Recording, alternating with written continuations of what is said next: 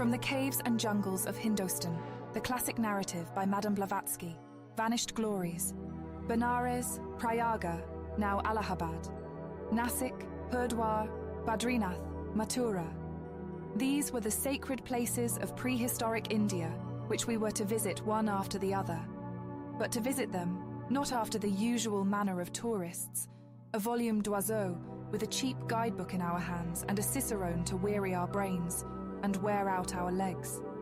We were well aware that all these ancient places are thronged with traditions and overgrown with the weeds of popular fancy, like ruins of ancient castles covered with ivy. That the original shape of the building is destroyed by the cold embrace of these parasitic plants, and that it is as difficult for the archaeologist to form an idea of the architecture of the once perfect edifice, judging only by the heaps of disfigured rubbish that cover the country, as for us to select from out the thick mass of legends good wheat from weeds. No guides and no cicerone could be of any use whatever to us. The only thing they could do would be to point out to us places where once there stood a fortress, a castle, a temple, a sacred grove, or a celebrated town, and then to repeat legends which came into existence only lately, under the Mussulman rule. As to the undisguised truth, the original history of every interesting spot, we should have had to search for these by ourselves, assisted only by our own conjectures. Modern India does not present a pale shadow of what it was in the pre-Christian era, nor even of the Hindustan of the days of Akbar, Shah Jahan and Aurangzeb. The neighbourhood of every town that has been shattered by many a war and of every ruined hamlet is covered with round reddish pebbles, as if with so many petrified tears of blood. But in order to approach the iron gate of some ancient fortress, it is not over natural pebbles that it is necessary to walk, but over the broken fragments of some older granite remains, under which, very often, rest the ruins of a third town, still more ancient than the last. Modern names have been given to them by Mussulmans, who generally built their towns upon the remains of those they had just taken by assault.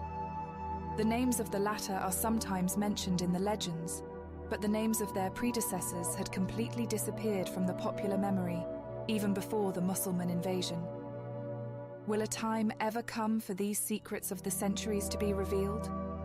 Knowing all this beforehand, we resolved not to lose patience, even though we had to devote whole years to explorations of the same places in order to obtain better historical information and facts less disfigured than those obtained by our predecessors, who had to be contented with a choice collection of naive lies, poured forth from the mouth of some frightened semi-savage, or some Brahmin, unwilling to speak and desirous of disguising the truth.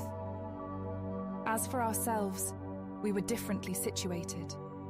We were helped by a whole society of educated Hindus, who were as deeply interested in the same questions as ourselves. Besides, we had a promise of the revelation of some secrets, and the accurate translation of some ancient chronicles that had been preserved as if by a miracle. The history of India has long since faded from the memories of her sons, and is still a mystery to her conquerors. Doubtless it still exists, though, perchance only partly, in manuscripts that are jealously concealed from every European eye. This has been shown by some pregnant words, spoken by Brahmins on their rare occasions of friendly expansiveness. Thus, Colonel Todd, whom I have already quoted several times, is said to have been told by a Mahant, the chief of an ancient pagoda monastery, "Sahib, you lose your time in vain researches. The Balati India, India of foreigners, is before you, but you will never see the Gupta India, secret India. We are the guardians of her mysteries, and would rather cut out each other's tongues than speak." Yet nevertheless, Todd succeeded in learning a good deal. It must be borne in mind that no Englishman has ever been loved so well by the natives as this old and courageous friend of the Maharana of Udaipur, who, in his turn, was so friendly towards the natives that the humblest of them never saw a trace of contempt in his demeanour. He wrote before ethnology had reached its present stage of development, but his book is still an authority on everything concerning Rajasthan. Though the author's opinion of his work was not very high, though he stated that, it is nothing but a conscientious collection of materials for a future historian. Still in this book is to be found many a thing undreamed of by any British civil servant. Let our friends smile incredulously. Let our enemies laugh at our pretensions to penetrate the world mysteries of Aryavata, as a certain critic recently expressed himself. However pessimistic may be our critics' views, yet even in the event of our conclusions not proving more trustworthy than those of Ferguson, Wilson, Wheeler and the rest of the archaeologists and Sanskritists who have written about India, still, I hope, they will not be less susceptible of proof. We are daily reminded that, like unreasonable children, we have undertaken a task before which archaeologists and historians, aided by all the influence and wealth of the government, have shrunk dismayed, that we have taken upon ourselves a work which has proved to be beyond the capacities of the Royal Asiatic Society. Let it be so. Let everyone try to remember, as we ourselves remember, that not very long ago a poor Hungarian, who not only had no means of any kind but was almost a beggar, travelled on foot to Tibet through unknown and dangerous countries, led only by the love of learning and the eager wish to pour light on the historical origin of his nation. The result was that inexhaustible mines of literary treasures were discovered. Philology, which till then had wandered in the Egyptian darkness of etymological labyrinths, and was about to ask the sanction of the scientific world to one of the wildest of theories, suddenly stumbled on the clue of Ariadne. Philology discovered at last that the Sanskrit language is, if not the forefather at least, to use the language of Max Müller, the elder brother of all classical languages. Thanks to the extraordinary zeal of Alexander Xoma-Doukhouros, Tibet yielded a language the literature of which was totally unknown. He partly translated it and partly analysed and explained it.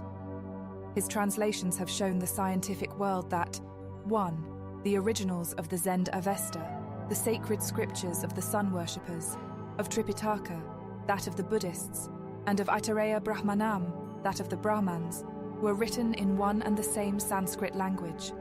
2.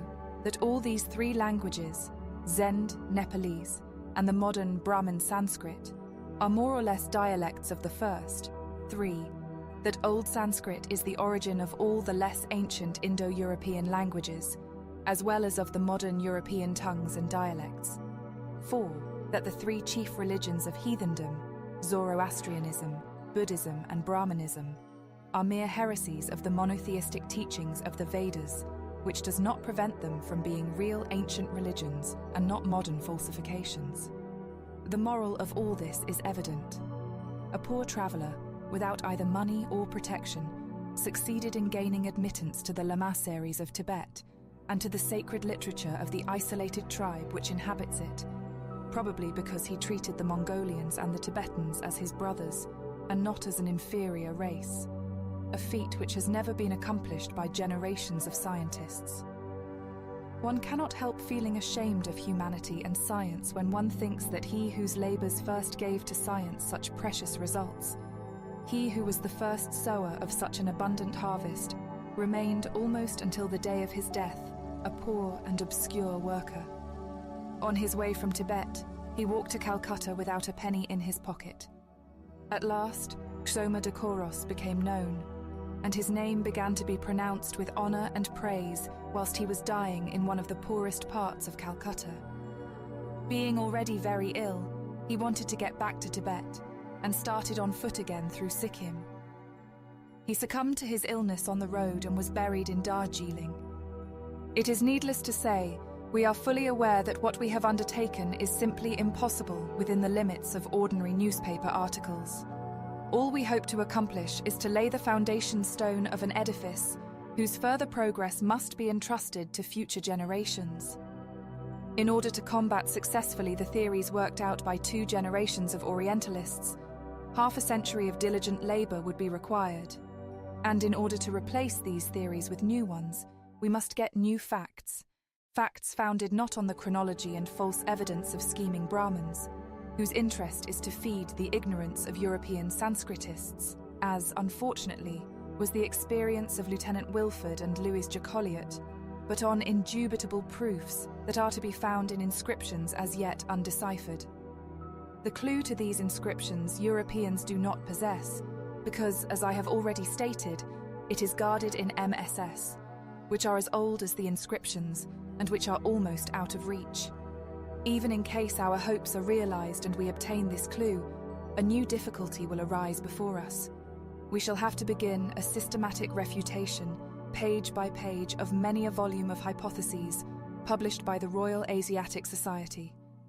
A work like this might be accomplished by dozens of tireless, never-resting Sanskritists, a class which, even in India, is almost as rare as white elephants. Thanks to private contributions and the zeal of some educated Hindu patriots, 2 free classes of Sanskrit and Pali had already been opened, one in Bombay by the Theosophical Society, the other in Benares under the presidency of the learned Rama Misra Shastri. In the present year, 1882, the Theosophical Society has, altogether, 14 schools in Ceylon and India. Our heads full of thoughts and plans of this kind, we, that is to say, 1 American, 3 Europeans and 3 natives, occupied a whole carriage of the Great Indian Peninsula Railroad on our way to Nasik, one of the oldest towns in India, as I have already mentioned, and the most sacred of all in the eyes of the inhabitants of the Western Presidency. Nasik borrowed its name from the Sanskrit word Nasika, which means nose. An epic legend assures us that on this very spot, Lakshman, the eldest brother of the deified king Rama, cut off the nose of the giantess Sarpnaka, sister of Ravana, who stole Sita, the Helen of Troy of the Hindus. The train stopped 6 miles from the town, so that we had to finish our journey in 6 2-wheeled gilded chariots called ekkas and drawn by bullocks. It was 1:00 a.m., but in spite of the darkness of the hour, the horns of the animals were gilded and adorned with flowers, and brass bangles tinkled on their legs. Our way lay through ravines overgrown with jungle, where, as our drivers hastened to inform us, tigers and other 4-footed misanthropes of the forest played hide-and-seek. However, we had no opportunity of making the acquaintance of the tigers, but enjoyed instead a concert of a whole community of jackals. They followed us step by step, piercing our ears with shrieks, wild laughter and barking. These animals are annoying, but so cowardly that, though numerous enough to devour, not only all of us, but our gold-horned bullocks too, none of them dared to come nearer than the distance of a few steps. Every time the long whip, our weapon against snakes, alighted on the back of one of them, the whole horde disappeared with unimaginable noise.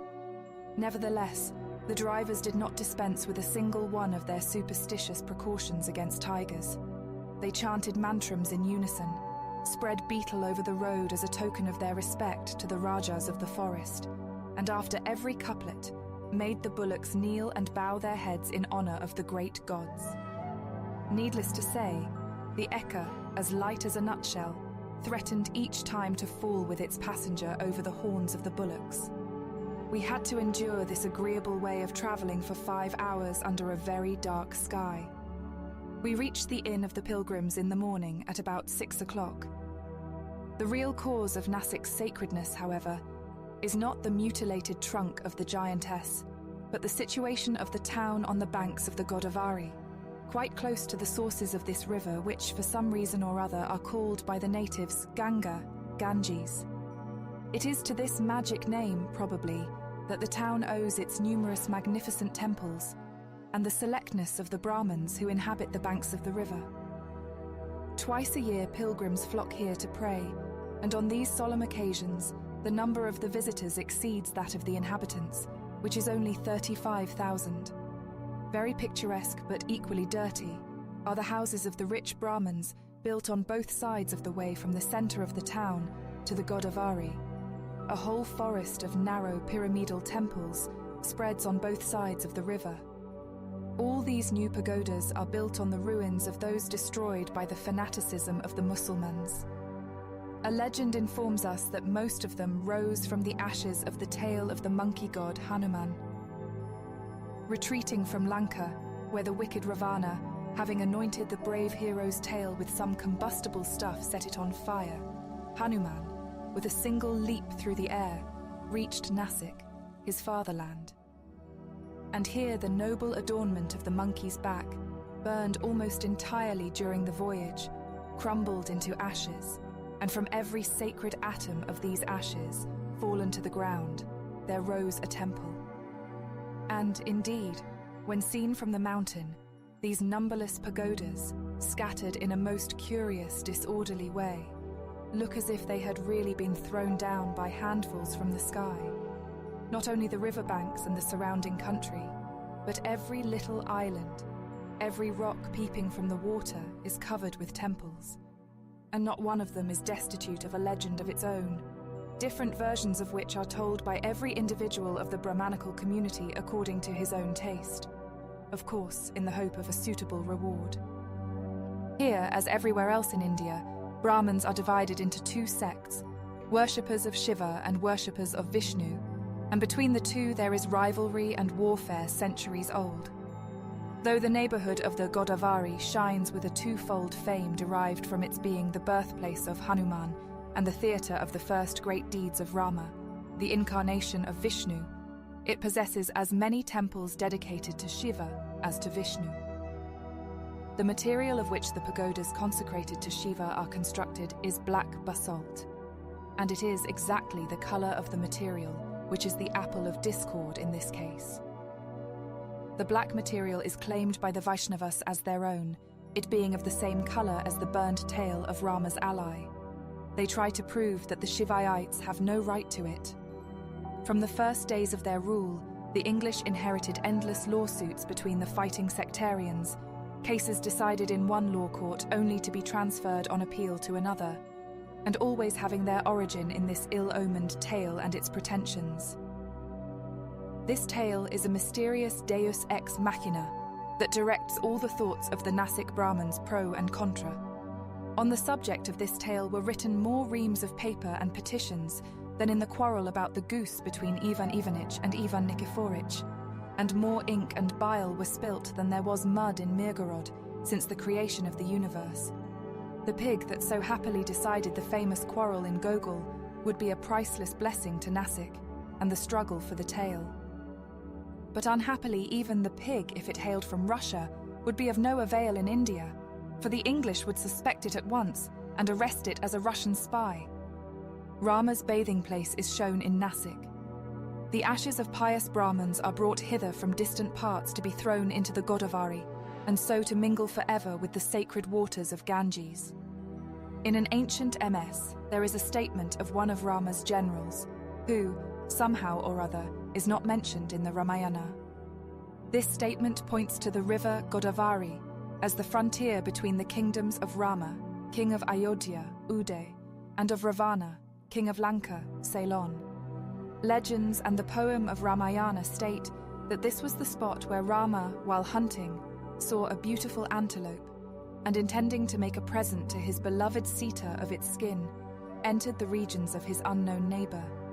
No doubt Rama, Ravana, and even Hanuman, promoted for some unexplained reason to the rank of a monkey, are historical personages who once had a real existence. About 50 years ago, it was vaguely suspected that the Brahmins possessed priceless MSS. It was reported that one of these MSS treats of the prehistoric epoch when the Aryans first invaded the country and began an endless war with the dark aborigines of southern India. But the religious fanaticism of the Hindus never allowed the English government to verify these reports. The most interesting sights of Nasic are its cave temples, about 5 miles from the town. The day before we started thither, I certainly did not dream that a tale would have to play an important part in our visit to Nasic, that, in this case, it would save me, if not from death, at least from disagreeable and perhaps dangerous bruises. This is how it happened. As the difficult task of ascending a steep mountain lay before us, we decided to hire elephants. The best couple in the town was brought before us. Their owner assured us that the Prince of Wales had ridden upon them and was very contented. To go there and back and have them in attendance the whole day, in fact the whole pleasure trip, was to cost us 2 rupees for each elephant. Our native friends, accustomed from infancy to this way of riding, were not long in getting on the back of their elephant. They covered him like flies, with no predilection for this or that spot of his vast back. They held on by all kinds of strings and ropes, more with their toes than their fingers, and on the whole presented a picture of contentment and comfort. We Europeans had to use the lady elephant as being the tamer of the two. On her back there were two little benches with sloping seats on both sides, and not the slightest prop for our backs. The wretched undergrown youngsters seen in European circuses give no idea of the real size of this noble beast. The mahout, or driver, placed himself between the huge animal's ears, whilst we gazed at the perfected seats ready for us with an uneasy feeling of distrust. The mahout ordered his elephant to kneel, and it must be owned that in climbing on her back with the aid of a small ladder, I felt what the French call chair de poule. Our she-elephant answered to the poetical name of Chanchouli Peri, the active fairy, and really was the most obedient and the merriest of all the representatives of her tribe that I have ever seen. Clinging to each other, we at last gave the signal for departure, and the mahout goaded the right ear of the animal with an iron rod. First the elephant raised herself on her forelegs, which movement tilted us all back. Then she heavily rose on her hind ones too, and we rolled forwards, threatening to upset the mahout. But this was not the end of our misfortunes. At the very first steps of Peri, we slipped about in all directions like quivering fragments of blancmange. The journey came to a sudden pause. We were picked up in a hasty way, replaced on our respective seats, during which proceeding Peri's trunk proved very active, and the journey continued. The very thought of the 5 miles before us filled us with horror, but we would not give up the excursion, and indignantly refused to be tied to our seats, as was suggested by our Hindu companions, who could not suppress their merry laughter. However, I bitterly repented this display of vanity. This unusual mode of locomotion was something incredibly fantastical, and at the same time ridiculous. A horse carrying our luggage trotted by Peri's side and looked from our vast elevation no bigger than a donkey. At every mighty step of Peri, we had to be prepared for all sorts of unexpected acrobatic feats, while jolted from one side to the other by her swinging gait. This experience, under the scorching sun, unavoidably induced a state of body and mind something between seasickness and a delirious nightmare. As a crown to our pleasures, when we began to ascend a tortuous little path over the stony slope of a deep ravine, our Peri stumbled. This sudden shock caused me to lose my balance altogether. I sat on the hinder part of the elephant's back in the place of honor, as it is esteemed, and once thoroughly shaken, rolled down like a log. No doubt next moment I should have found myself at the bottom of the ravine, with some more or less sad loss to my bodily constitution, if it had not been for the wonderful dexterity and instinct of the clever animal. Having felt that something was wrong, she twisted her tail round me, stopped instantaneously, and began to kneel down carefully. But my natural weight was too much for the thin tail of this kind animal. Peri did not lose hold of me, but having at last knelt down, she moaned plaintively, though discreetly, thinking probably that she had nearly lost her tail through being so generous. The mahout hurried to my rescue, and then examined the damaged tail of his animal. We now witnessed a scene that clearly showed us the coarse cunning, greediness and cowardice of a low-class Hindu, of an outcast, as they are denominated here.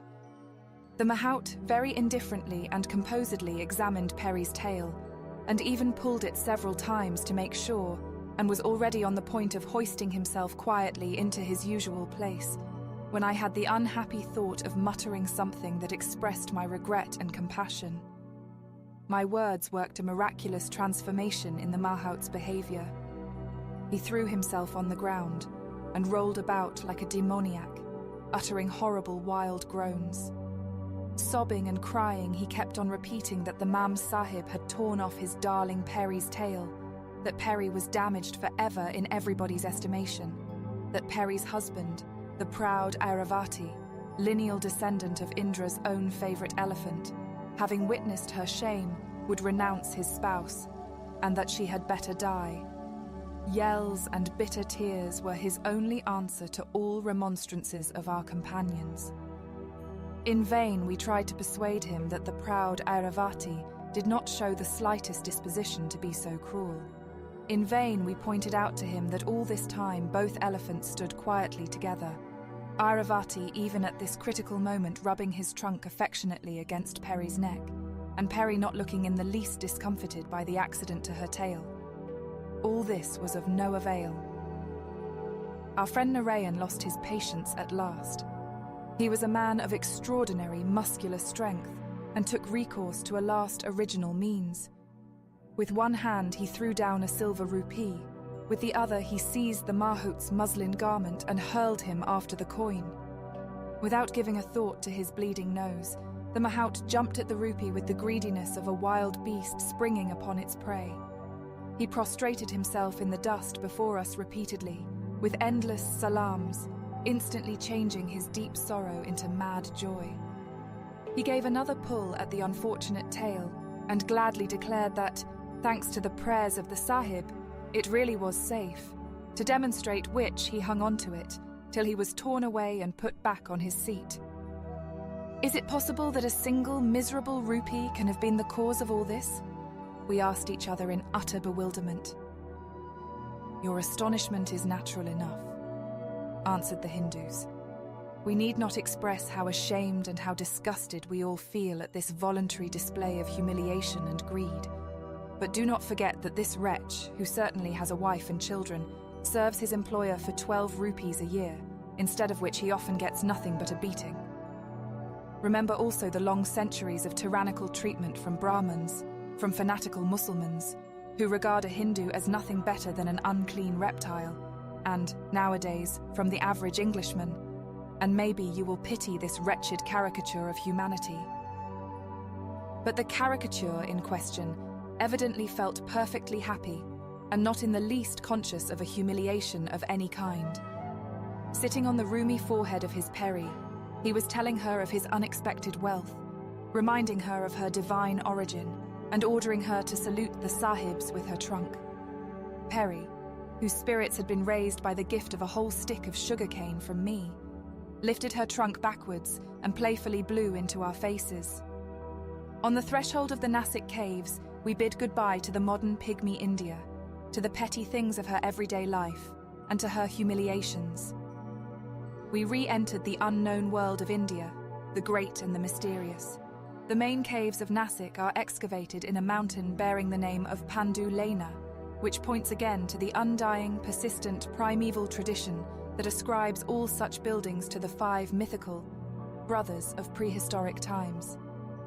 The unanimous opinion of archaeologists esteems these caves more interesting and more important than all the caves of Elephanta and Kali put together. And nevertheless, is it not strange? With the exception of the learned Dr. Wilson, who, it may be, was a little too fond of forming hasty opinions, no archaeologist has as yet made so bold as to decide to what epoch they belong, by whom they were erected, and which of the 3 chief religions of antiquity was the one professed by their mysterious builders. It is evident, however, that those who wrought here did not all belong either to the same generation or to the same sect. The first thing which strikes the attention is the roughness of the primitive work, its huge dimensions, and the decline of the sculpture on the solid walls, whereas the sculpture and carvings of the 6 colossi, which prop the chief cave on the 2nd floor, are magnificently preserved and very elegant. This circumstance would lead one to think that the work was begun many centuries before it was finished. But when? One of the Sanskrit inscriptions of a comparatively recent epoch, on the pedestal of one of the colossi, clearly points to 453 BC as the year of the building. At all events, Barth, Stevenson, Gibson, Reeves, and some other scientists, who being Westerns can have none of the prejudices proper to the native pundits, have formed this conjecture on the basis of some astronomical data. Besides, the conjunction of the planets stated in the inscription leaves no doubt as to the dates.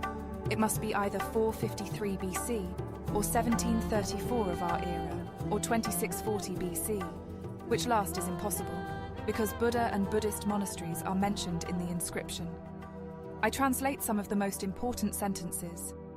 To the most perfect and the highest, may this be agreeable to him, the son of King Kshaparata, lord of the Kshatriya tribe and protector of people, the ruler of Dinik, bright as the dawn, sacrifices 100,000 cows that graze on the river Banasa, together with the river, and also the gift of gold by the builder of this holy shelter of gods, the place of the curbing of the Brahman's passions. There is no more desirable place than this place, neither in Prabhasa, where accumulate hundreds of thousands of Brahmans repeating the sacred verse, nor in the sacred city Gaya, nor on the steep mountain near Dashatura, nor on the serpent's field in Govardhana, nor in the city Pratisraya where stands the monastery of Buddhists, nor even in the edifice erected by Dapanakara on the shores of the freshwater Tsu Sea. This place, giving incomparable favours, is agreeable and useful in all respects to the spotted deerskin of an ascetic. A safe boat given also by him who built the gratuitous ferry daily transports to the well-guarded shore. By him also who built the house for travellers and the public fountain. A gilded lion was erected by the ever-assaulted gate of this Govardhana. Also another lion by the ferry boat, and another by Ramatirtha. Various kinds of food will always be found here by the scanty flock. For this flock, more than 100 kinds of herbs and thousands of mountain roots are stored by this generous giver. In the same Govardhana, in the luminous mountain, this second cave was dug by the order of the same beneficent person during the very year when the sun, Shukra and Rahu, much respected by men, were in the full glory of their rise. It was in this year that the gifts were offered. Lakshmi, Indra and Yama, having blessed them, returned with shouts of triumph to their chariot, kept on the way free from obstacles the sky by the force of mantrams. When they, the gods, all left, poured a heavy shower, and so on. Ran and Kaheti are the fixed stars which form the head and the tail of the constellation of the dragon. Shukra is Venus. Lakshmi, Indra and Yama stand here for the constellations of Virgo, Aquarius and Taurus, which are subject and consecrated to these three among the 12 higher deities. The first caves are dug out in a conical hillock about 280 feet from its base. In the chief of them stand 3 statues of Buddha. In the lateral ones, a lingam and 2 Jaina idols. In the top cave, there is a statue of Dharma Raja, or Yudhishthira, the eldest of the Pandus, who is worshipped in a temple erected in his honor, between Pent and Nasik. Farther on is a whole labyrinth of cells, where Buddhist hermits probably lived, a huge statue of Buddha in a reclining posture. And another as big, but surrounded with pillars adorned with figures of various animals. Styles, epochs, and sects are here as much mixed up and entangled as different trees in a thick forest. It is very remarkable that almost all the cave temples of India are to be found inside conical rocks and mountains. It is as though the ancient builders looked for such natural pyramids purposely. I noticed this peculiarity in Kali, and it is to be met with only in India. Is it a mere coincidence? Or is it one of the rules of the religious architecture of the remote past? And which are the imitators, the builders of the Egyptian pyramids, or the unknown architects of the underground caves of India? In pyramids as well as in caves, everything seems to be calculated with geometrical exactitude. In neither case are the entrances ever at the bottom, but always at a certain distance from the ground. It is well known that nature does not imitate art, and as a rule, art tries to copy certain forms of nature. And if, even in this similarity of the symbols of Egypt and India, nothing is to be found but a coincidence, we shall have to own that coincidences are sometimes very extraordinary. Egypt has borrowed many things from India. We must not forget that nothing is known about the origin of the pharaohs, and that the few facts science has succeeded in discovering, far from contradicting our theory, suggest India as the cradle of the Egyptian race. In the days of remote antiquity, Kaluka Bhatta wrote, "During the reign of Visvamitra, first king of the Soma Vansha dynasty, after a 5 days battle, Manu Vena, the heir of ancient kings, was abandoned by the Brahmins and emigrated with his army, and having traversed Arya and Baria, at last reached the shores of Masra. Arya is Iran or Persia. Baria is an ancient name of Arabia. Masa or Masra is a name of Cairo, disfigured by Mussulmans into Misro and Musa. Kalukapata is an ancient writer. Sanskritists still quarrel over his epoch, wavering between 2000 years BC and the reign of the Emperor Akbar, the time of John the Terrible and Elizabeth of England. On the grounds of this uncertainty, the evidence of Kalukapata might be objected to. In this case, there are the words of a modern historian who has studied Egypt all his life, not in Berlin or London, like some other historians, but in Egypt, deciphering the inscriptions of the oldest sarcophagi and papyri, that is to say, the words of Henry Brugsch-Bey. I repeat, my firm conviction is that the Egyptians came from Asia long before the historical period, having traversed the Suez promontory, that bridge of all the nations, and found a new fatherland on the banks of the Nile. An inscription on a Hammamat rock says that Sankara, the last pharaoh of the 11th dynasty, sent a nobleman to Punt. I was sent on a ship to Punt to bring back some aromatic gum gathered by the princes of the Red Land. Commenting on this inscription, Brugsch-Bey explains that, under the name of Punt, the ancient inhabitants of Kemi meant a distant land surrounded by a great ocean, full of mountains and valleys, and rich in ebony and other expensive woods, in perfumes, precious stones and metals, in wild beasts, giraffes, leopards, and big monkeys. The name of a monkey in Egypt was Kaf, or Kafi, in Hebrew Kof, in Sanskrit Kapi. In the eyes of the ancient Egyptians, this Punt was a sacred land, because Punt or Panuta was the original land of the gods, who left it under the leadership of Amon, Manu Vena of Kalukapata, Hor and Hathor, and duly arrived in Kemi. Hanuman has a decided family likeness to the Egyptian Cynocephalus, and the emblem of Osiris and Shiva is the same. Qui vivra verra. Our return journey was very agreeable. We had adapted ourselves to Peri's movements and felt ourselves first-rate jockeys. But for a whole week afterwards, we could hardly walk.